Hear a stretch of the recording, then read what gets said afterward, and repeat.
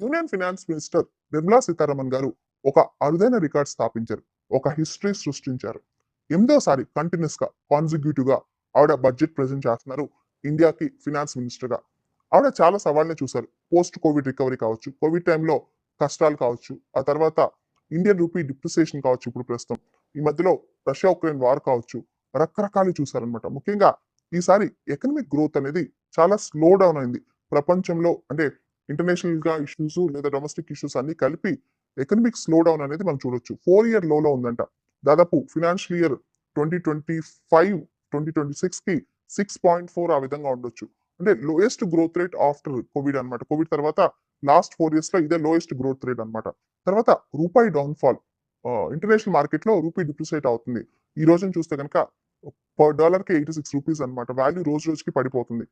ఇన్ని అంశాల మధ్య జీడీపీ గ్రోత్ పెంచడం, ఫిజికల్ డెఫిసిట్ ని తగ్గించడం, ఇవన్నీ కూడా కత్తి మీద సామే అన్నమాట. ఇంతకుముందు మనం గమనిస్తే చిదంబరం గారు, ప్రణబ్ ముఖర్జీ వీళ్ళందరూ కూడా 9 టైమ్స్ 8 టైమ్స్ బడ్జెట్ ప్రజెంట్ చేశారు. ఇప్పుడు ఈ అరుదైన రికార్డ్ 8 సార్లు యూనియన్ బడ్జెట్ ని ప్రవేశపెట్టిన ఫినాన్స్ మినిస్టర్ గా నిర్మలా సీతారామన్ గారు కీర్తి గడించారు. ఇప్పుడు మనం బడ్జెట్ ప్రెజెంటేషన్ సంబంధించి కొన్ని ఫ్యాక్ట్స్ తెలుసుకుందాం. భారతదేశానికి స్వతంత్రం వచ్చాక ఫస్ట్ ఎవర్ యూనియన్ బడ్జెట్ అనేది మొదటిసారి ప్రవేశపెట్టింది నవంబర్ 26, 1947. అప్పట్లోని first finance minister Shanmukham Chetty garu ప్రవేశపెట్టారనమాట. తర్వాత ఇంకొక ఫ్యాక్ట్ ఏంటంటే భారతదేశంలో ఇప్పటి వరకు ఎక్కువ సార్లు బడ్జెట్ ప్రవేశపెట్టింది ఎవరు? మొరార్జీ దేశాయ్ గారు అనమాట. ఆయన 10 సార్లు బడ్జెట్ ప్రవేశపెట్టారంట. ఆయన ఫినాన్స్ మినిస్టర్ గా ఉన్నప్పుడు చాలా సందర్భాల్లో ఆయన జవహర్లాల్ నెహ్రూ గారి కింద ఫినాన్స్ మినిస్టర్ గా, లాల్ బహదూర్ శాస్త్రి గారి కింద ఫినాన్స్ మినిస్టర్ గా చేసినప్పుడు ఆయన 10 సార్లు ఆయన బడ్జెట్ ప్రవేశపెట్టారు మొత్తం కలిపి.